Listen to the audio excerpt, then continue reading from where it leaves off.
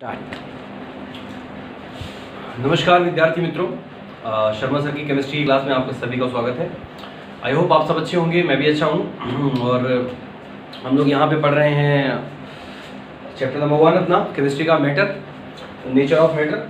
और जितनी सारी चीज़ें हम लोगों ने इसमें पढ़ ली हैं, एक बार उस पर नज़र डाल देते हैं कि हमें आगे कहाँ से शुरू करना है।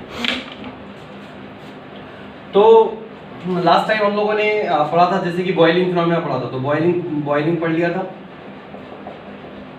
बॉइलिंग डन, ठीक है ना। इसके बाद बॉइलिंग पॉइंट ऑलरेडी डन, दोनों हो गया था। और उसके बाद हम लोग कल क्या पढ़ रहे थे कि जैसे हर सब्सटेंस का एक अपना फिक्स बॉइलिंग पॉइंट है, ठीक ना। जितनी भी चीज़ें हैं, जितने भी जो भी मैटर हैं, तो हर मैटर का अपना एक फिक्स बॉइलिंग पॉइंट होता है। और मैं तुमको बताऊं, एक बात और भी ध्यान रखना, किसी भी कंपाउंड की, ठीक है ना, किसी भी कंपाउंड का अगर प्योरिटी की जांच करनी है, to identify the purity of any substance, किसी भी सब्सटेंस की अगर प्योरिटी की जांच करनी है कि वाकई में प्योर है या नहीं। जैसे वाटर, तो वाटर में अगर सॉल्ट मिला दोगे तो उसमें कलर तो नजर नहीं आएगा। वाटर में अगर उसमें सॉल्ट मिलाओगे तो उसमें कलर में कोई बहुत बड़ा चेंज नहीं आने वाला। तो फिर कैसे पता लगेगा? तो ये उसके बॉइलिंग पॉइंट से ही पता लगेगा कि बॉइलिंग पॉइंट फिक्स होता है। हर कंपाउंड का बॉइलिंग पॉइंट फिक्स होता है। अगर मान लो वो 100 डिग्री से ऊपर, मान लो अगर 100 डिग्री सेल्सियस पे बॉइल हो गया वाटर, तो मतलब वो प्योर है। 100 डिग्री सेल्सियस पे हो रहा है तो ये प्योर है। अगर मान लो 105 या 110 मान लो इस तरह से अगर हो रहा है तो फिर ये इम्प्योर है, यानी कि इसके अंदर कुछ ना कुछ तो मिक्स जरूर है, ठीक है। तो ये बॉइलिंग था, ये बॉइलिंग पॉइंट था। तो ये दो चीजें हम लोग पढ़ चुके हैं। लास्ट में हम लोगों ने देखा था कल, जैसे कल के लेक्चर में हमारा मेन फोकस किस बात पे था, तो कल के लेक्चर में मेन फोकस हमारा यहाँ पे था कि हम लोग ये चेक कर रहे थे कि कौन कौन से फैक्टर इफेक्ट करते हैं, कौन कौन से फैक्टर हैं जो बॉइलिंग पॉइंट को इफेक्ट करते हैं। तो फैक्टर नंबर 1 था इसमें बाई चेंजिंग प्रेशर, ठीक है ना, कि बॉइलिंग पॉइंट में आखिर बॉइलिंग पॉइंट को चेंज होने में क्या प्रेशर का कोई रोल है? क्या बॉइलिंग पॉइंट के बदलने में किसी में प्रेशर का कोई रोल है? क्या प्रेशर से ये चीज प्रेशर के ऊपर डिपेंड करती है? प्रेशर मतलब एटमॉस्फेरिक प्रेशर की बात हो रही है। जब भी हम प्रेशर की बात करेंगे तो यानी एटमॉस्फेरिक प्रेशर की ही बात कर रहे हैं। तो एक बात समझो, मैंने तुमको कल भी बताया था कि जितनी भी लिक्विड वाली चीजें हैं ना, अगर एटमॉस्फेरिक प्रेशर उसके ऊपर ना अगर हो तो कोई बड़ी बात नहीं है कि वो अपने आप ही बॉयल होना शुरू हो जाए। अगर एटमॉस्फेरिक प्रेशर बिल्कुल खत्म कर दो, एटमॉस्फेरिक प्रेशर बिल्कुल कम कर दो, तो ये जो वाटर है, ये वाटर मान के चलो कि इतने डिग्री सेल्सियस पे भी क्या बोलते हैं, जो नॉर्मल टेम्परेचर है 25 या 30, तो वाटर उतने पे भी अपने आप ही बॉयल होकर वाटर बन जाएगा। जरूरत नहीं है उसको एक्सटर्नल हीट करने की, गर्म करने की। अगर एटमॉस्फेरिक प्रेशर बिल्कुल कम कर दिया जाए तो वाटर अपने आप ही वेपर के फॉर्म में चेंज हो जाएगा, ठीक है ना। तो प्रेशर का बहुत बड़ा रोल है। तो प्रेशर के इसमें हमने क्या पढ़ा था कि बॉइलिंग पॉइंट, तो इसमें हमने पढ़ा था कि अगर प्रेशर बढ़ा, ठीक है ना, ऊपर क्या एरो बताता है, इफ प्रेशर इंक्रीज, अगर मान लो प्रेशर बढ़ा दिया किसी चीज का, तो जैसे कि मान लो कोई लिक्विड था और लिक्विड में उसको हमने गैस के ऊपर रखा है और हमने उसको गर्म करना शुरू कर दिया है। उसके बाद क्या होगा कि उसको हीट मिलना शुरू होगी, उसके पार्टिकल्स होंगे ना, धीरे धीरे उनको हीट मिलेगी। हीट मिलने से उनको हीट क्या बोलते हैं, जो हीट मिलेगी तो वो उससे उनके अंदर हीट से वो क्या बोलते हैं, मोशन उनका फास्ट हो जाएगा। तो काइनेटिक एनर्जी भी उनकी फास्ट हो जाएगी। काइनेटिक एनर्जी भी फास्ट होने के बाद में तब जाके कहीं ना कहीं वो कोशिश करेगा लिक्विड से गैस फॉर्म में आने की, है ना, लिक्विड से वो गैस में आने की कोशिश करेगा। लेकिन अब डिपेंड करता है कि उसके ऊपर जो एटमॉस्फेरिक प्रेशर है, भाई लिक्विड है वो रखा हुआ है, खुला रखा हुआ है, तो उसके ऊपर एयर का प्रेशर है कि नहीं है? बिल्कुल है। तो एयर का जो प्रेशर लग रहा है, तो अब डिपेंड करेगा कि एयर का प्रेशर कितना है। अगर प्रेशर बहुत ज्यादा है, सपोज करो ये था, ये मान लो लिक्विड था, ठीक है ना, इसमें से चीजों को, इसमें से गैस, इसमें से कुछ लिक्विड गैस के फॉर्म में ऐसे ऐसे निकल के चला जाएगा, इसमें से कुछ लिक्विड गैस के फॉर्म में निकल के चला जाएगा। निकल के तो तब जा पाएगा ना अगर वो खुला होगा, ठीक है ना। अगर वो बिल्कुल खुला होगा यानी कि दूसरा कोई प्रेशर इस पे नहीं आ रहा है। लेकिन अब मान लो इसके ऊपर एटमॉस्फेरिक प्रेशर आ रहा है, इस तरह से जो एयर के पार्टिकल्स हैं वो भी इस पे अंदर की ओर प्रेशर लगा रहे हैं, तो क्या वो लिक्विड को गैस बनने देंगे? नहीं बनने देंगे। क्यों नहीं बनने देंगे? क्योंकि वो ऊपर से एक प्रेशर लगा रहे हैं और ये भी चीज नीचे से जाना चाह रही है। तो प्रेशर कम होना चाहिए, बॉयल तभी जल्दी होगा। तो यहाँ पे क्या है कि अगर प्रेशर बढ़ गया, यानी कि प्रेशर बढ़ रहा है, दाब बढ़ रहा है, तो बॉइलिंग पॉइंट भी बढ़ जाएगा, यानी कि अब वो 100 डिग्री पे बॉईल नहीं होगा वाटर, अब उसको और ज्यादा टेम्परेचर चाहिए। क्यों? क्योंकि उसके ऊपर से प्रॉब्लम है, उसको ऊपर से प्रेशर आ रही है, ऊपर की साइड से एयर का जो प्रेशर है वो बहुत ज्यादा है उसके ऊपर। तो ये सारी सी बात थी। प्रेशर इंक्रीज तो बॉइलिंग पॉइंट भी इंक्रीज, ठीक है।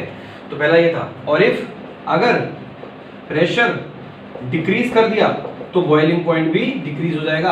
और कल हमने इसको 2 एग्जांपल के माध्यम से समझा था। मैंने कहा था बहुत जरूरी है। पहला क्वेश्चन ये आता है कि एट हायर एल्टीट्यूड यानी कि उच्च स्थान पे, माउंटेन्स, हायर एल्टीट्यूड बोलो या माउंटेन्स बोलो, कुछ भी बोलो, यानी कि जो नॉर्मल सतह है उससे थोड़ा सा ऊंचाई पे, पहाड़ वगैरह बड़ी ऊंची जगहों पे बॉइलिंग पॉइंट इंक्रीज होगा, डिक्रीज होगा। तो सबसे पहली बात तो यही है कि जब आप ऊपर जाते हैं, हायर एल्टीट्यूड पे जाएंगे, तो वहां पे पहली बात यह है कि एटमॉस्फेरिक प्रेशर कम है, क्योंकि जैसे जैसे ऊपर जाओगे तो वहां पे एयर इतनी नहीं है जितनी यहाँ पर है, ठीक है ना। तो एयर कम होती जाती है। अब एटमॉस्फेरिक प्रेशर किसकी वजह से होता है? एयर की वजह से। तो जब एयर ही नहीं है तो प्रेशर भी नहीं रहेगा, तो एटमॉस्फेरिक प्रेशर कम हो जाएगा। तो प्रेशर कम होने का मतलब प्रेशर लो हो रहा है, ठीक है ना। एटमॉस्फेरिक ऊपर जाओगे तो प्रेशर कम हो रहा है क्योंकि गैस नहीं है, और इस वजह से बॉइलिंग पॉइंट भी कम होगा। तो जो वाटर पहले 100 डिग्री सेल्सियस पे बॉयल होता था, बॉइलिंग पॉइंट कम होने की वजह से ऊपर स्थानों पे, हायर एल्टीट्यूड पे बॉइलिंग पॉइंट कम होने की वजह से मे बी अब वो 90 डिग्री सेल्सियस पे या 85 डिग्री सेल्सियस पे ही बॉयल करना शुरू हो जाए। और ये कोई अच्छी बात नहीं है। इसका ये मतलब नहीं है कि चलो 90 डिग्री है तो जल्दी हो गया, बिल्कुल जल्दी हो गया और वो बॉयल होता हुआ नजर भी आएगा, सब कुछ ठीक रहेगा, लेकिन अब उसके पास हीट कम है। अगर वो 100 पे होता तो उसके पास हीट ज्यादा थी, लेकिन अब वो 90 और 85 पे हो रहा है, मतलब उसके पास हीट कम है, पहले जितनी हीट नहीं है। हीट कम होने की वजह से खाना भी क्या देर से पकेगा। तो यही रीजन है कि ऊंचे स्थानों पे खाना भी देरी से पका करते हैं। और अगला था कि जैसे दाल वाला पूछा था कि प्रेशर कुकर का क्या है, तो प्रेशर कुकर का यही है। देखो प्रेशर कुकर में भी बताया था तुमको कि चलो मान लिया अब हम इसको एक प्रेशर कुकर मान लेते हैं, ठीक है ना। अब अगर मान लो प्रेशर कुकर का तुमने ढक्कन नहीं लगाया, मान लो उसको तुमने खोल के रख रखा है, ठीक है ना, ऐसा है ये प्रेशर कुकर, और इसको मान लो हमने खोल के रख रखा है, ठीक है ना। वैसे तो जनरली प्रेशर कुकर कोई खोलता नहीं है, लेकिन हम यहाँ पे मान ले रहे हैं। तो ये प्रेशर कुकर खोल के रखा है, तो यहाँ से जब इसमें आग लगेगी, जब गैस के ऊपर रखोगे तो जब बॉयल होना शुरू होगा, बॉयल होना शुरू होने के बाद इसके वेपर इस तरह से, मतलब ये वेपर के फॉर्म में धीरे धीरे इसके चेंज होने लगेंगे ना, लिक्विड से गैस के फॉर्म में धीरे धीरे वो आने लगेगा। अब अगर खुला होगा तो फिर सारे के सारे उड़ जाएंगे, तब इस कुकर का कोई फायदा नहीं होगा। कुकर का तो मतलब ही यही है कि प्रेशर कुकर, यानी कि वो प्रेशर बनाने के लिए बनाया गया है। अब मान लो हमने इसको इस तरह से मान लो कर दिया बंद, ठीक है ना, और ये इसकी सीटी लगा दी, इस तरह से सीटी भी होती है ना, ये इसकी लगा दी मान लो सीटी, ठीक है। अब क्या होगा कि अब जब ऊपर से बंद कर दिया तो देखो तब भी प्रोसेस में क्या होने वाला है, आग लगेगी, पार्टिकल्स को एनर्जी मिलेगी, वाटर के पार्टिकल्स को एनर्जी मिलेगी, एनर्जी मिलने के बाद ये थोड़ा थोड़ा हरकत दिखाना शुरू करेंगे, और जब ये हल्का सा बॉयल होना शुरू होंगे तब देखो इस तरह से, तो हल्का सा जब ये बॉयल होंगे, जब ये वेपर के फॉर्म में धीरे धीरे आने लगेंगे कुकर के अंदर, पानी तो यहीं तक था, ठीक है ना, पानी मान लो हमने यहीं तक ले रखा है, फिर जब ये धीरे धीरे वेपर बनना शुरू होंगे तो ऊपर से बंद होने की वजह से ये वापस ये उसके ऊपर प्रेशर ये उसके ऊपर लगाएगा, और ये वाले पार्टिकल्स होंगे वो दोबारा जाके कोलाइड करेंगे, किससे? इससे। तो ये प्रेशर बहुत ज्यादा होने की वजह से, प्रेशर हाई होने की वजह से बॉइलिंग पॉइंट भी बढ़ जाएगा, और पहले जो 100 डिग्री पे बॉयल हो रहा था, क्योंकि देखो ये प्रेशर कहाँ से आया, ये एटमॉस्फेयर का प्रेशर नहीं है, कुकर के अंदर एटमॉस्फेयर का प्रेशर नहीं है, कुकर तो बंद है, ढक्कन तो बंद है, ये जो पार्टिकल्स यहाँ पे थे, यानी कि जो एयर रह गई, जिससे मान लो जब ढक्कन बंद किया होगा तो एयर भी उसके अंदर रह जाती है ना, तो एयर के पार्टिकल भी हो सकते हैं, और बाकी जो वेपर बन के जा रहे हैं ये वही पार्टिकल है, और यही दोबारा वापस जाके इसकी सतह पे लिक्विड पे टकराएंगे, और इसी को हम लोग बोलते हैं वेपर प्रेशर ना। इसी से जब बनने के बाद, लेकिन वो सिस्टम बंद है तो कुकर तो बंद है, तो वो दोबारा टकरा के दोबारा उसी से टकरा रहे हैं, तो यही होता है वेपर प्रेशर। तो प्रेशर हाई है तो बॉइलिंग पॉइंट पे हाई होगा, यानी कि अब वाटर को बॉयल होने में थोड़ी परेशानी हो रही है, अब 100 डिग्री पे नहीं चाहिए, अब उसको 105, 110, 115 यानी कि कुछ ज़्यादा ही चाहिए, तो हीट ज़्यादा मिल रही है कि नहीं मिल रही है? हीट ज़्यादा मिलने की वजह से इसीलिए कुकर में खाना जल्दी पक जाता है, क्योंकि उसका टेम्परेचर 100 से ज़्यादा है, ठीक है।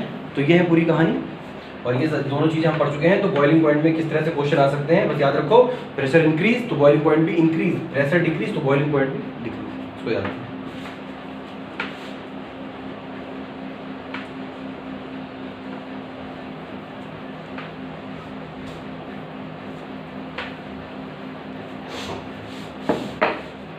दूसरा एक हमने और बताया था कि बॉइलिंग पॉइंट पे दूसरा इफेक्ट मैंने कहा था कि एक तो इफेक्ट इस चीज़ का आ सकता है बॉइलिंग पॉइंट के ऊपर कि प्रेशर कम या ज़्यादा करने से।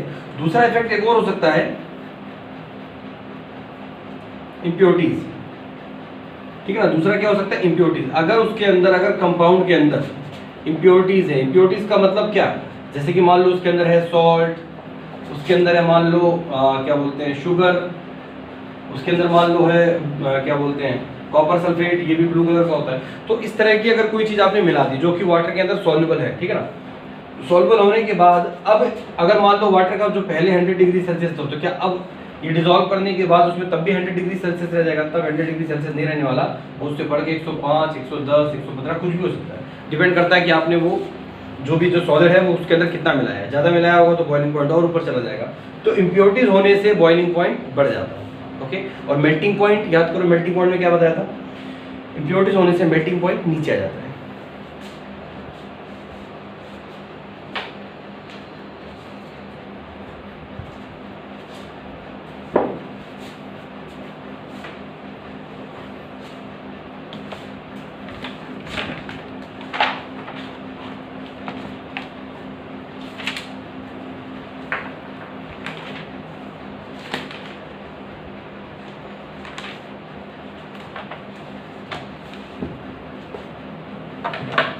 अच्छा, अभी हमने अब एक चीज और हम लोग यहाँ पे देखेंगे कि जैसे कि हमने बॉइलिंग पॉइंट पढ़ा है, तो बॉइलिंग पॉइंट का ही सेम दूसरा नाम ये कह सकते हो। जैसे बॉइलिंग है तो बॉइलिंग का मतलब होता है किसी चीज को गर्म करना, गर्म करना, गर्म करना, इतनी हीट देना कि वो पहले बॉयल होना शुरू हो जाए और उसके बाद बॉयल होने के बाद वो लिक्विड से गैसेस स्टेट में बदले, उसको हम बोलते हैं बॉइलिंग। तो दो चीजें होती है, एक होता है वेपोराइजेशन, एक होता है इवेपोरेशन। तो उसको भी साथ में पढ़ लेते हैं थोड़ा बहुत, उनमें क्या क्या डिफरेंस है। तो देखो, पहला है बॉइलिंग पढ़ा है तो इसलिए पहले बॉइलिंग को ही पढ़ेंगे, क्योंकि हम लोगों ने बॉइलिंग पढ़ा है तो पहले पढ़ेंगे वेपोराइजेशन। छोटी सी चीजें हैं ये दोनों, वेपोराइजेशन, ठीक है ना। तो देखो, एक होता है इवेपोरेशन, एक होता है वेपोराइजेशन, दोनों में एक काम सेम है। वेपोराइजेशन के अलावा जो दूसरा होता है मैं उसको लिख देता हूँ यहाँ पे पहले समझने के लिए कि एक होता है इवेपोरेशन, ठीक है ना। वेपोराइजेशन इवेपोरेशन के दो फिनोमेना है इस तरह से। दोनों में कॉमन क्या है, देखो कि इसके अंदर भी वेपोराइजेशन में भी लिक्विड क्या बन जाएगा, गैस। इवेपोरेशन में भी लिक्विड क्या बन जाएगा, गैस। ये तो कॉमन बात है, ठीक। बेसिक डिफरेंस क्या है कि वेपोराइजेशन का मतलब होता है कि हमने उसको गर्म किया है, हमने उसको आग जलाई है, उसमें क्या बोलते हैं उसको हीट ट्रांसफर करी है, या किसी भी तरह से भी हमने उसको हीट ट्रांसफर करी है, और तब जाके ये जो चीज है वेपोराइजेशन में, वो चीज तभी बॉयल करना शुरू होगी, तभी लिक्विड से गैस बनेगी एट इट्स बॉइलिंग पॉइंट। अपने बॉइलिंग पॉइंट के ऊपर ही ये चीज होगी। तो वेपोराइजेशन प्रोसेस जो होता है, वेपोराइजेशन, वो उसके बॉइलिंग पॉइंट पे ही होता है, बॉइलिंग पॉइंट से नीचे पे नहीं हो पाएगा। ऐसा नहीं है कि आपने उसको गर्म किया और थोड़ा बहुत मतलब 2, 4, 5 मिनट आपने उसे गर्म किया, थोड़ा सा गर्म हो गया, फिर आपने गैस बंद कर दी और आप सोच रहे हो कि वो बॉयल करेगा, ये होगा, तो ऐसा कुछ भी नहीं होने वाला। क्योंकि यहाँ पे कंडीशन अप्लाई है, वेपोराइजेशन हमेशा कब होगा, उसके बॉइलिंग पॉइंट पर ही होगा, जो उसका बॉइलिंग पॉइंट है, जिसको भी आप एवोपरेट करने वाले हो। ना लिक्विड, आप चाहो तो वाटर ले लो, पेट्रोल, डीजल, अल्कोहल, कोई भी कोई सा भी केमिकल ले सकते हो। ओके, दूसरा है अपना लिक्विड से गैस। हाँ, तो ये तो एवोपरेशन में भी है। हाँ, इसका क्या है, एवोपरेशन में क्या होता है, एवोपरेशन तुम समझते ही होगे कि एवोपरेशन जो वाटर साइकिल जो होती है, वाटर साइकिल तो सबने पढ़ी होगी कि सनलाइट से जो जितना भी पानी होता है जो अर्थ पे, मान लो लेक में है, रिवर में है, और कहीं पे भी किसी भी कोई भी सोर्स होता है वाटर का, ठीक है ना। तो जितने भी जो वाटर सिस्टम है, वहाँ से पहले जो सनलाइट होती है तो उसमें जो हीट एनर्जी होती है उस पानी को वहाँ से एब्जॉर्ब करती है और ऊपर लेके जाती है, एटमॉस्फेयर में ही रहते हैं। ऐसे नहीं है कि वो एब्जॉर्ब होकर सीधे सन के पास चली जाती है, वो एटमॉस्फेयर में ही रहती है। बाद में ऊपर जाके जो टेम्परेचर ठंडा होता है तो कंडेंसेशन के बाद वहाँ से बारिश वगैरह होती है। तो वाटर साइकिल में ये पूरा पढ़ रखा है कि पूरी की पूरी एक साइकिल होती है। तो वो इवोपरेशन ही होता है वहाँ पे। तो कभी देखा तुमने कि कभी लेक का या फिर रिवर का या किसी का भी वाटर को बॉयल होते हुए देखा, कभी देखा कि वाटर बॉयल हो रहा है कहीं पे, या बारिश के बाद पानी हुआ है, तो बारिश के बाद जब पानी भर जाता है गड्ढों वगैरह में, तो उसके बाद धूप निकलने के बाद जब काफ़ी धूप वगैरह जब निकल जाती है अच्छे से, तो धीरे धीरे सारा वाटर जो जितना भी होता है वो गायब हो जाता है। तो वो कहाँ, वो सोख करके नीचे तो नहीं जा रहा होगा, थोड़ा जो सोख करने वाला होता है वो शुरू में ही कर जाता है।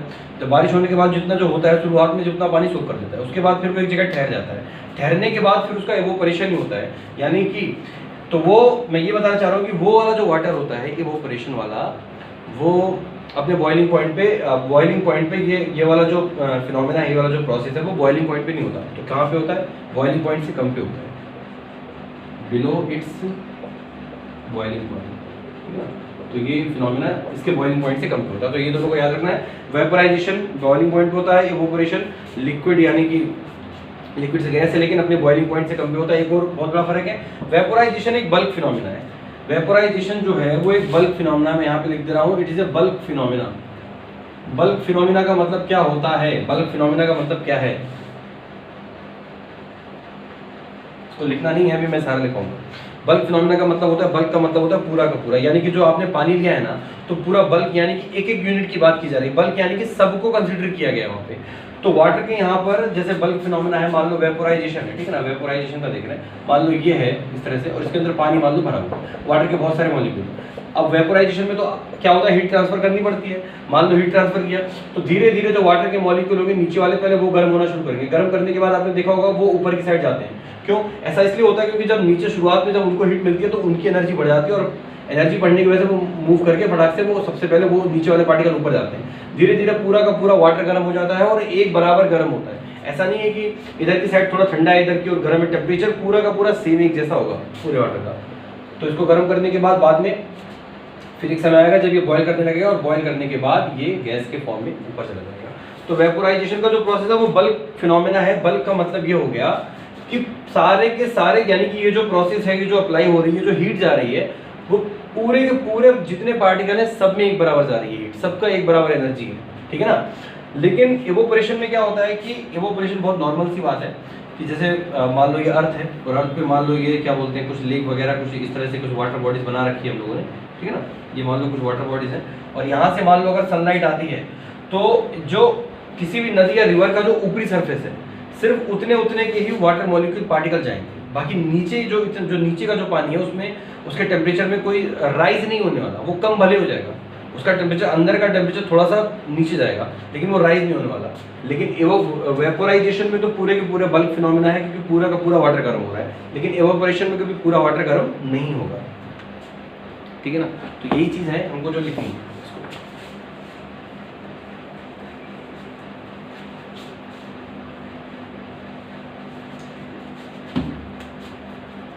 ओके, तो पहला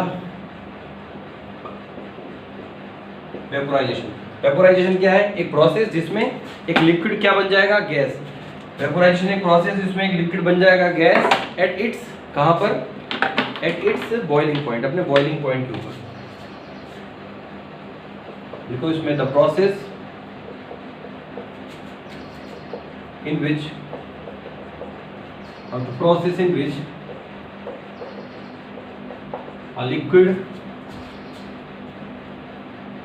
a liquid converts into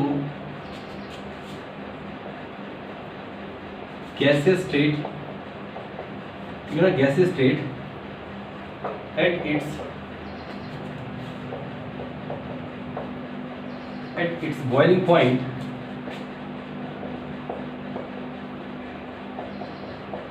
is called vaporisation, ठीक है ना। और यहाँ पे इसमें एक बात लिख लेना, ये कौन सा फिनोमेना है मैंने बताया था, ये एक बल्क फिनोमेना है। Vaporisation is a bulk phenomena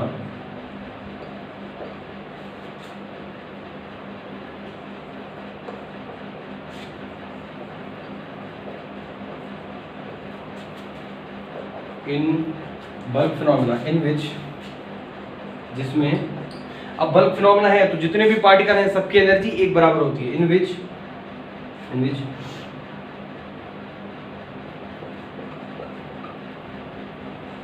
energy of every particle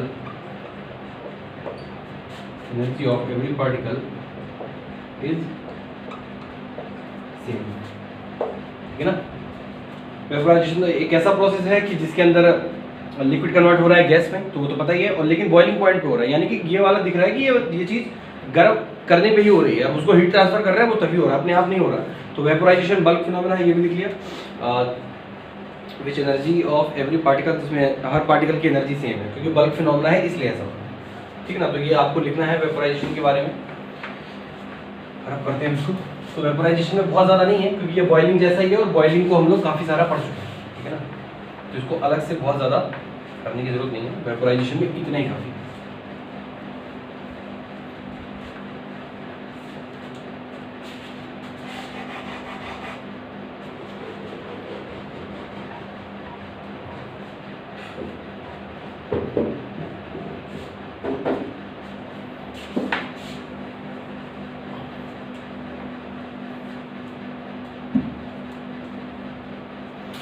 इसके बाद नेक्स्ट है अपना इवेपोरेशन। पढ़ा दिया है, समझा दिया है, सिर्फ लिखना रह गया है इवेपोरेशन। ठीक, इवेपोरेशन क्या हो सकता है कि ये भी सेम चीज है, एक ऐसा प्रोसेस जिसमें a liquid will change into gas but below it's boiling point, अपने बॉइलिंग पॉइंट से कम टेम्परेचर पे। बॉइलिंग पॉइंट जितना टेम्परेचर यहाँ पे नहीं यूज होगा, तो लिख लो इसमें process in which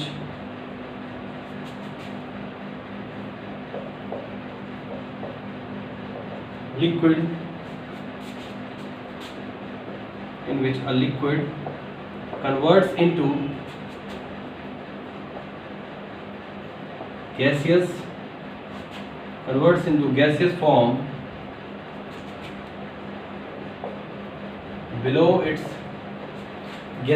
below its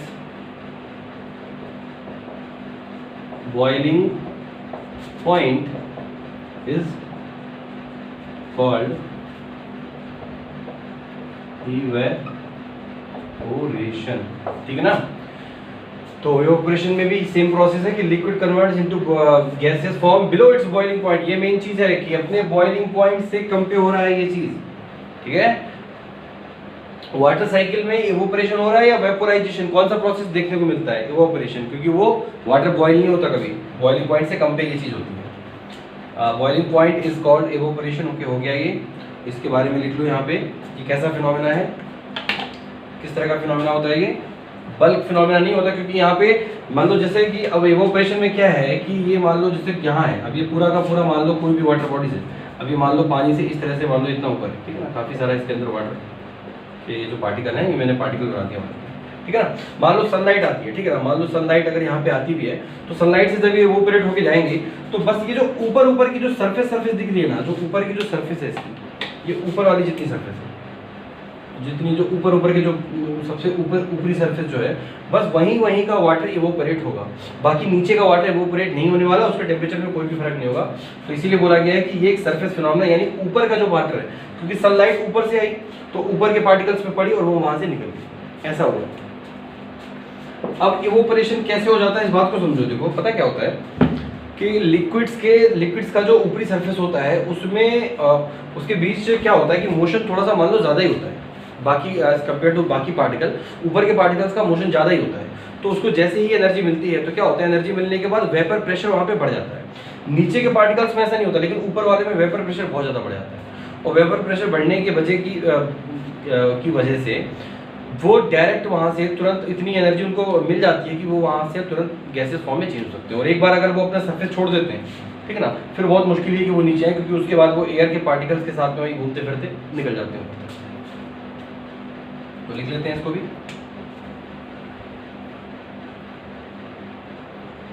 evaporation is a surface phenomena. Evaporation is a surface phenomena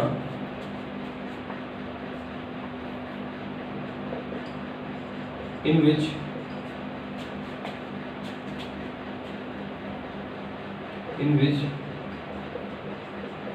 particles of only top layer, particles of any top layer of water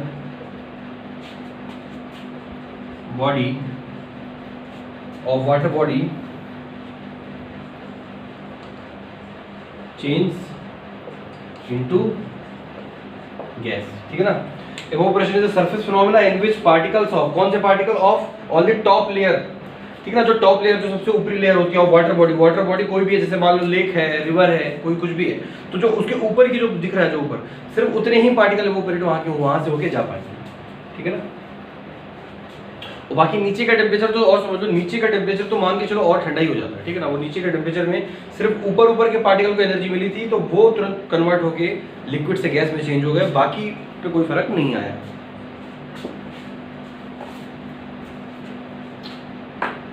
ठीक है, करते हैं इसको।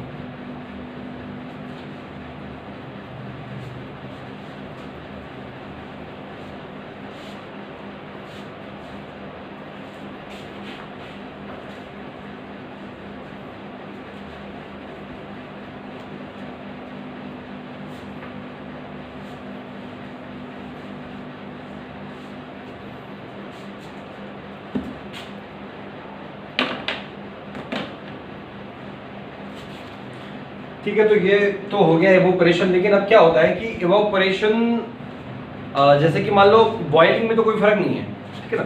बॉइलिंग में क्या है कि आपने एक लिक्विड लिया, किसी बर्तन में पानी भरा, उसके बाद गैस ऑन की, गैस के ऊपर उसको रख दिया, तो वहाँ तो बहुत नॉर्मल सी बात है कि गैस अगर आपने मान लो तेज कर दी है, ठीक है ना, गैस अगर मान लो फ्लेम अगर उसकी फास्ट निकल रही है, तो फुल पे अगर है तो फिर वो जल्दी इवोपरेट हो जाएगा, यानी कि वहाँ पे वेपराइजेशन जल्दी शुरू हो जाएगा, ठीक है ना, क्योंकि आप हीट ट्रांसफर ज़्यादा कर रहे हो। अगर मान लो आपने गैस को स्लो कर रखा है, तो फिर वहाँ पे क्या है, तो फिर वो थोड़ा टाइम लेगा, उसमें थोड़ा ज़्यादा टाइम लगेगा, लेकिन होगा दोनों में। अगर आपने हीट ट्रांसफर करी, बस ये है कि गैस अगर लो है तो हीट ज़्यादा देनी पड़ेगी उसको, और अगर गैस हाई पे है तो उतनी ज़्यादा हीट नहीं देनी पड़ेगी, वो वही काम थोड़ा सा जल्दी शुरू हो जाएगा। लेकिन इवोपरेशन में क्या होता है कि इवोपरेशन में हमारे हाथ में तो है नहीं, हम तो हीट दे नहीं रहे हैं, ठीक है ना। हमारे हाथ में तो नहीं है कि थोड़ी सन की लाइट को हमने थोड़ा सा फास्ट कर दिया, कि सनलाइट को हमने थोड़ा सा ज़्यादा उसकी इंटेंसिटी बढ़ा दी या हमने कम कर दिया, वो हमारे हाथ में नहीं है। तो इवेपोरेशन को पूरी तरह से कंट्रोल कौन करता है? कंट्रोल करता है मान के चलो नेचर, वो नेचर से ही कंट्रोल होती है इवेपोरेशन। तो कौन कौन से वो फैक्टर हैं जो इसको इफेक्ट करते हैं, एक बार उसको जान लेते हैं। तो देखो नेक्स्ट हेडिंग है अपनी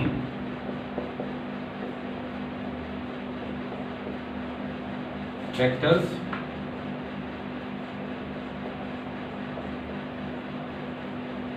affecting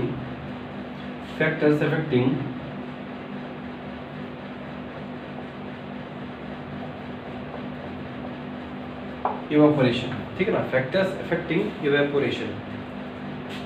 तो कौन कौन से ऐसे फैक्टर हैं जिससे इवेपोरेशन के रेट को चेंज किया जा सकता है, ठीक है ना।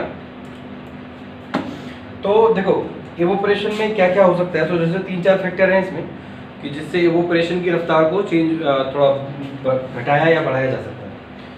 तो क्या है उसको देख लेते हैं एक बार। सबसे पहला है सरफेस एरिया, ठीक है ना। सबसे पहला है हमारा सरफेस एरिया।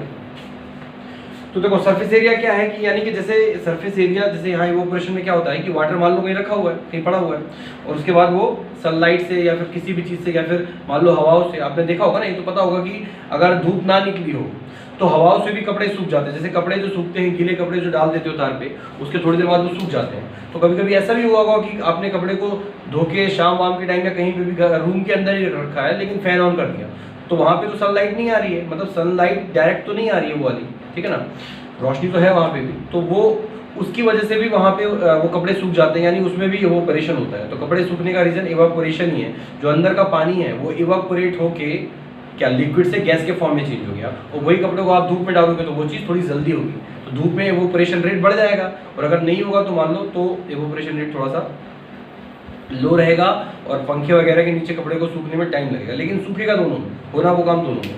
सरफेस एरिया पहला है, सरफेस एरिया। तो ये बात हो रही है यहाँ पे ज़्यादा या कम की, कि जैसे कि मान लो 2 ऑप्शन है आपके पास में, एक गिलास पानी है, ठीक है ना, एक गिलास है, मान लो एक गिलास में लिया है पानी, चलो गिलास बना ही देते हैं, इस तरह से मान लो ये गिलास है और गिलास के अंदर भरा हुआ पानी, एक गिलास इतना बड़ा सा है, उसके अंदर पानी ले रखा है। अब मान लो सनलाइट में, ये क्या बोलते हैं इसको, सनलाइट में रखा, एक तरफ एक गिलास पानी को रखा है तुमने, और एक तरफ क्या किया कि एक मान लो एक बड़ी सी, मान लो इस तरह से प्लेट, एक बड़ी सी प्लेट ले रखी है, ठीक है ना, और उतना जितना पानी इसके अंदर है, एक गिलास पानी, उसी एक गिलास पानी को इसके अंदर डाल दिया। अब ये तो काफ़ी बड़ा सा है, तो पानी चलो मान के चलो कि ये इतने में ही, ये पानी इतने में ही खत्म हो, तो एक गिलास पानी मान के चलो ऐसे। अब खुद समझो उतना ही वाटर का सेम वॉल्यूम लिया है, एक ग्लास यहाँ पे भी वही एक ग्लास एक बड़े से बर्तन में, बड़े से कंटेनर में रखा है। अब सनलाइट के सामने दोनों को रख दिया, तो मान लो चलो कि हमने बना दिया सन, इस तरह से हमने सन भी बना दिया।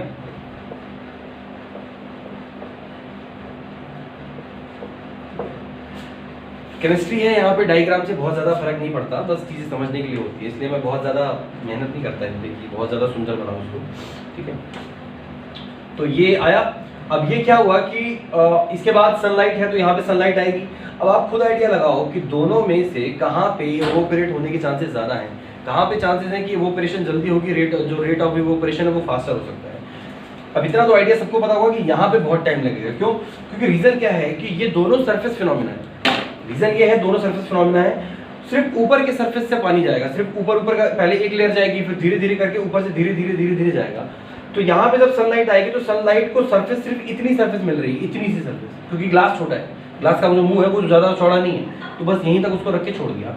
तो जब ये आएगा तो ऊपर के पार्टिकल जाएंगे धीरे धीरे के पार्टिकल यहाँ से जाने लगेंगे ना, तो वन बाय वन बहुत टाइम लग जाएगा, क्योंकि इसकी जो ऊंचाई है वो बहुत ज़्यादा हो गई। ऊंचाई ज़्यादा होने की वजह से यहाँ से सरफेस से जाते बहुत टाइम लगेगा। यहाँ पे देखो एक साथ आके पूरे के पूरे जब यहाँ पे जब मान के चलो यहाँ पे जब सनलाइट आएगी पूरे के पूरे पे, तो एक बार में एक सरफेस गायब हो गई, दूसरे बार में दूसरी, तो ज़्यादा सरफेस किसके पास है, ये बहुत ज़्यादा ऊंचा है, तो इसमें बहुत टाइम लगेगा। और यहाँ पे तो इसीलिए बोला गया कि सरफेस एरिया से क्या फर्क पड़ता है कि अगर सरफेस एरिया बड़ा है तो रेट ऑफ क्या बोलते हैं, रेट ऑफ इवोपरेशन भी बढ़ जाएगा। तो सरफेस एरिया यानी कि जितना ज़्यादा पानी है, जितना दूर तक है, उतना ज़्यादा जल्दी इवोपरेट हो जाएगा। एक गिलास पानी को ऐसे लो या एक गिलास पानी को फेंक दो, तो देखो दोनों में से किस केस में जल्दी इवोपरेशन होने के चांसेस हैं। उस केस में जहाँ पे वाटर को आपने एक बड़े सरफेस एरिया में रखा है।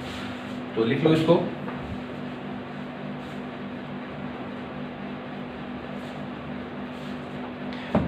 तो क्या लिखना है इसमें कि रेट ऑफ इवोपरेशन का रेट बढ़ जाएगा कौन से केस में, rate of evaporation will increase if surface area increase, अगर सरफेस एरिया को बढ़ाया गया है।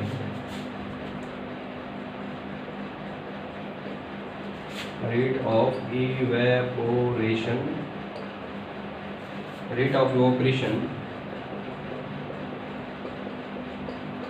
increase with increase in surface area, ठीक है ना। तो सरफेस एरिया बढ़ा दिया तो इवोपरेशन का रेट भी बढ़ गया। ओके, तो मिटाते हैं इसको, ये तो पहला था। दूसरा और कौन सा फैक्टर इसके अंदर हो सकता है जो इसको इफेक्ट करता हो, देखो अगला क्या हो सकता है कि जैसे कि इवोपरेशन का मतलब तो ये है कि हम खुद से तो हीट ट्रांसफर नहीं कर रहे, इतना तो पता है, हम खुद से हीट ट्रांसफर नहीं कर रहे हैं, लेकिन नेचर में भी हीट में फर्क हो सकता है ना। टेम्परेचर क्या हर दिन का सेम होता है क्या? जो टेम्परेचर आज है क्या वही टेम्परेचर भी कल होगा? ऐसा तो नहीं होता ना। कभी कभी जब धूप बहुत तेज होती है, मई जून में टेम्परेचर 40 अराउंड तक चला जाएगा, 40, 45, 50 तक भी जाता कहीं कहीं मई जून में, तो वो गर्मी के दिन होते हैं। बाकी दिसंबर और जनवरी में टेम्परेचर मान के चलो कई जगह इंडिया में काफ़ी ऐसी जगह है जहाँ पर टेम्परेचर 0 डिग्री या 5-10 डिग्री तक बहुत कम भी हो जाता है, ठीक है। तो टेम्परेचर में भी चेंज होता रहता है। तो बताओ इवोपरेशन जो होता है वो कब ज़्यादा जल्दी होता है, मई जून के महीनों में या फिर दिसंबर या जनवरी में? मई जून में। सबको पता है कि मई जून में पानी की कमी कब आती है? मई जून में, क्योंकि सारा का सारा पानी सोख होने लग गया, ऊपर जाने लग गया है, ठीक है ना।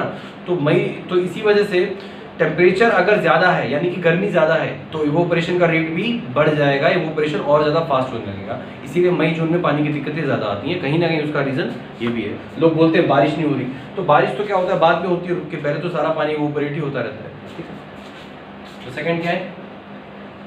टेम्परेचर।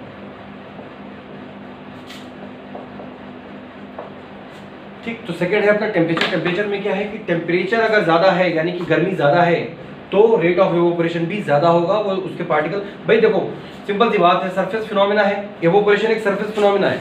तो वहाँ पे सनलाइट जब आएगी या फिर कोई भी चीज़ आएगी तो वहाँ पे जो उसके ऊपर के पार्टिकल होंगे उसको हीट मिलेगी। उसको हीट मिलने के बाद उनके पार्टिकल्स को क्या मिल जाएगी? एनर्जी, और एनर्जी के बाद वो वहाँ से सनसना के निकल जाएंगे। ये कहानी है। तो अगर मान लो टेम्परेचर ज़्यादा है तो टेम्परेचर ज़्यादा होने की वजह से पार्टिकल्स को हीट भी ज़्यादा मिलेगी, क्योंकि टेम्परेचर ज़्यादा यानी कि ज़्यादा हीट मिल रही है, उसको टेम्परेचर ज़्यादा बढ़ रहा है तो हीट भी ज़्यादा मिल रही है। तो इस वजह से उनके पार्टिकल्स की एनर्जी बढ़ जाएगी और वो वहाँ से मूव जल्दी कर जाएंगे। टेम्परेचर ज़्यादा तो इवोपरेशन का रेट भी ज़्यादा। तो लिख लो इसमें rate of evaporation will increase with increase rate of evaporation will increase with increase in temperature।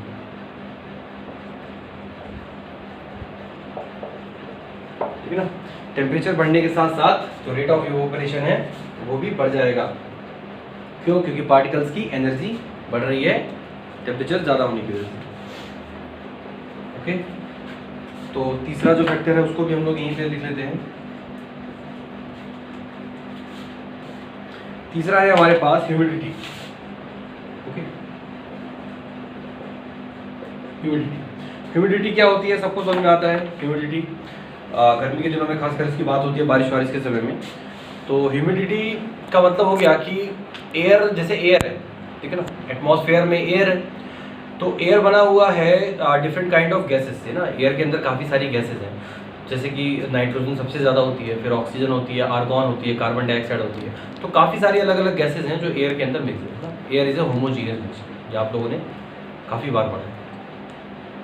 तो उस होमोजीनियस मिक्सचर में गैसेस के साथ साथ जो वाटर वेपर है, जैसे इवोपरेशन हो रहा है, तो इवापोरेशन होने की वजह से क्या बोलते हैं, एयर में भी जो वाटर का अमाउंट है भाई, वो जो पानी है जो वेपर बन रहा है जो गैस के फॉर्म में, तो गैस तो पहले जो वाटर है वो H2 है। वाटर का फॉर्मूला क्या होता है? H2O।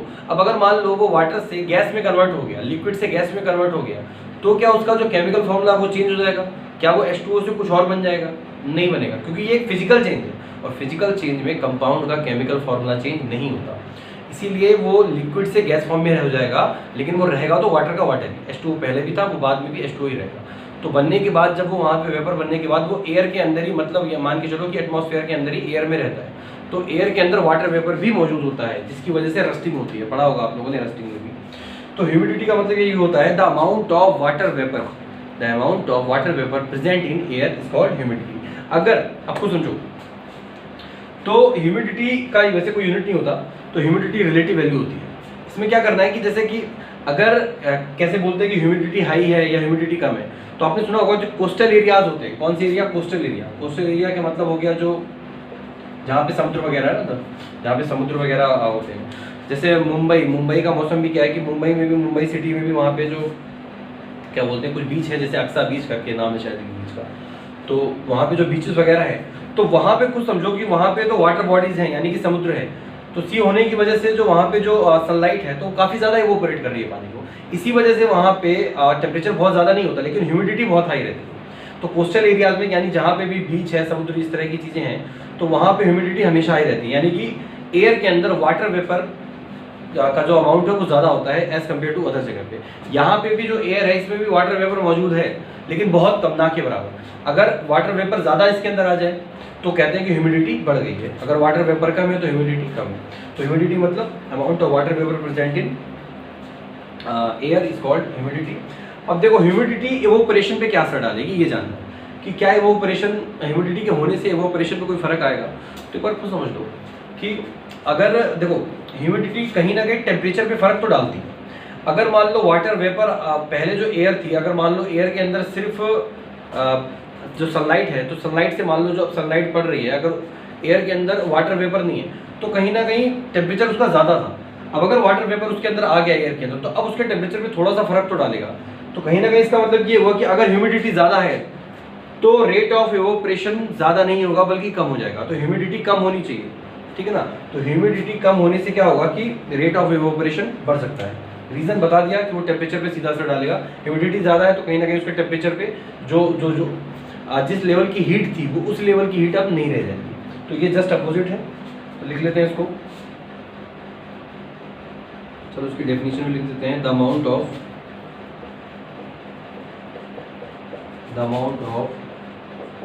Water vapour present in air is called humidity. ठीक है ना, इसको बोलते हैं ह्यूमिडिटी। और ह्यूमिडिटी का फर्क क्या है कि ह्यूमिडिटी होने से दम, तो अगर humidity increase the rate of evaporation will decrease, ये जस्ट अपोजिट है। तो लिख दे रहा हूं यहां पे rate of evaporation will decrease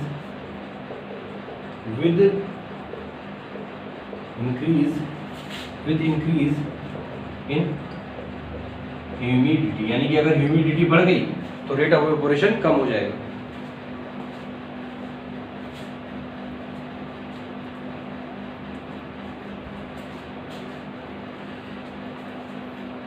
ये बोर्ड पे कुछ बादल जैसे बना गए हैं।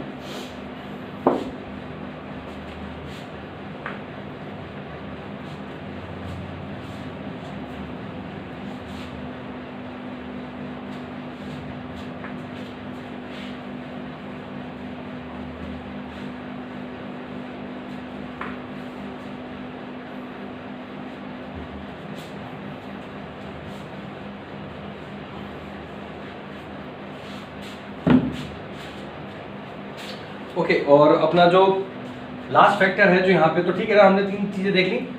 पहला है कि सरफेस एरिया, तो सरफेस एरिया होना चाहिए ज़्यादा, जितना ज़्यादा सरफेस एरिया होगा इवोपरेशन उतना तेज होगा, वाटर उतना जल्दी हीट, जो क्या बोलते हैं हीट से उतना जल्दी वाटर वेपर में कन्वर्ट हो जाएगा। दूसरा हमने पढ़ा उसके अंदर टेम्परेचर, कि टेम्परेचर से क्या फ़र्क पड़ता है। तो टेम्परेचर ज़्यादा होगा यानी कि गर्मी ज़्यादा पड़ेगी तो इवोपरेशन भी बढ़ जाएगा। तीसरा हमने पढ़ा है इसके अंदर ह्यूमिडिटी, यानी कि वाटर वेपर, एयर के अंदर अगर वाटर वेपर ज़्यादा होंगे तो ह्यूमिडिटी की वजह से, अगर ह्यूमिडिटी ज़्यादा तो इवोपरेशन कम। यहाँ पे उल्टा है, शुरू के 2 में क्या था कि टेम्परेचर ज़्यादा और सरफेस एरिया ज़्यादा, तो वो ज़्यादा तो इवोपरेशन का रेट भी ज़्यादा शुरू के 2 में। लेकिन तीसरा जो हमने पढ़ा ह्यूमिडिटी, तो अगर ह्यूमिडिटी ज़्यादा तो इवोपरेशन कम। तीसरा ये हो गया। चौथा देखो, मैंने बताया अब क्या है इसमें कि कपड़े सूखने के लिए ज़रूरी नहीं है कि जैसे कपड़े तो इवोपरेशन के प्रोसेस से ही होता है, तो इवोपरेशन के काफ़ी सारे प्रोसेस हैं जो हमारे आसपास चलते रहते हैं। जैसे कपड़ों का सूखना, कपड़ों का क्या, कोई भी चीज़ जो गीली है अगर वो सूख रही है तो वो इवोपरेशन से हो रही है, क्योंकि उसके अंदर लिक्विड था और वो मान लो धूप या किसी भी चीज़ की वजह से जो अगर उसको हीट मिली और वो वहाँ से सारे के सारे जो एयर के जो पार्टिकल थे वो वहाँ से लिक्विड से सीधे गैस में कन्वर्ट हो गए। ओके, अब इसमें एक चीज़, एक फैक्टर और होता है, मैंने बताया था कि जरूरी नहीं है कि आप उसको कपड़े को धूप में सुखाओगे, गीले कपड़ों को, वो तभी सूखेंगे। आप उसको छाए में भी कहीं रख रहे हो, कोई मान लो जहाँ पे धूप नहीं प्रॉपर, अगर वहाँ पे हवा चल रही है, ठीक है ना, जैसे फैन के नीचे या फिर कहीं भी इस तरह से, अगर वहाँ पे हवा है, एयर है, वहाँ पे विंड जिसे कहते हैं ना, जो तेज हवा हो, तो भी वो इवोपरेशन हो जाएगा, तब भी वो कपड़े सूख जाएंगे। तो लास्ट जो चीज़ यहाँ पे मैटर करती है that is wind speed. Wind speed, ठीक है ना। अब इसमें तो ज़्यादा दिमाग लगाने की ज़रूरत नहीं है कि विंड स्पीड से क्या फ़र्क पड़ेगा। विंड स्पीड यानी कि हवाएं अगर तेज होंगी तो इवोपरेशन क्या होगा, अगर हवाएं धीरे चल रही होंगी तो इवोपरेशन क्या होगा। तो बहुत सिंपल सी बात है कि हवाएं तेज होंगी तो कम टाइम में बहुत ज़्यादा हवाएं टकराएंगी, ठीक है ना, ज़्यादा पार्टिकल्स को एनर्जी मिलेगी, ज़्यादा ये चीज़ें ज़्यादा जल्दी हो पाएंगी, ठीक है ना। तो विंड स्पीड यानी कि हवाओं की रफ्तार अगर ज़्यादा होगी तो वो इवोपरेशन का रेट भी फास्टर हो जाएगा। तो लिख लेते हैं इसको भी, rate of evaporation will increase, the rate of evaporation will increase with increase wind speed। तो हमने यहाँ पे 4 फैक्टर लिखे हैं, 4 फैक्टर में से 3 ऐसे हैं, जैसे ये भी हो गया, कौन कौन से, मान लो 1 2 3 4 लिखे, तो 1 2 और 4 ये जो 4 हैं, सिर्फ ह्यूमिडिटी को छोड़ दो, तो चारों में क्या था कि ये तीनों चीज़ें बढ़ रही हैं तो इवोपरेशन भी बढ़ रहा है। लेकिन तीसरे में क्या, ह्यूमिडिटी के केस में थोड़ा सा उल्टा है कि अगर ह्यूमिडिटी बढ़ रही है तो इवोपरेशन कम हो रही है, ठीक है। तो ये हमने आज पूरा पढ़ा है इवोपरेशन और वेपोराइजेशन को। तो वेपोराइजेशन को आपने समझा कि क्या होता है और इवोपरेशन को भी समझ लिया है, तो ये पूरा लिखना है। और ये 4 फैक्टर ऐसे हैं जो इवोपरेशन को कंट्रोल करते हैं, इवोपरेशन के रेट को इफेक्ट डाल सकते हैं, ठीक है। अब चैप्टर में रह गया है हमारा कंडेंसेशन, ठीक है ना, टेम्परेचर का कन्वर्जन करना है और टेम्परेचर में जैसे केल्विन और सेल्सियस, इन सबको आपस में। और हमारा रह गया है लेटेंट हीट और कंडेंसेशन, बस इतना ही बचा हुआ है। तो 1-2 दिन में ये चैप्टर ऑलमोस्ट फिनिश ही है और इसको पढ़ते रहेंगे, ठीक है ना। फिजिकल प्रॉपर्टीज़ पे बेस्ड है, तो आपको अगर मॉलिक्यूलर थ्योरी समझ में आ गई है तो बाकी चीज़ों में इतना प्रॉब्लम नहीं होगा। बहुत जल्द आपको असाइनमेंट मिल जाएगा और उसके बाद एक क्वेश्चन पेपर भी होगा MCQ। तो अगर फंडे क्लियर हैं तो सारी चीज़ हो जाएंगी। देखने के लिए बहुत बहुत शुक्रिया, धन्यवाद। मिलते हैं कल फिर।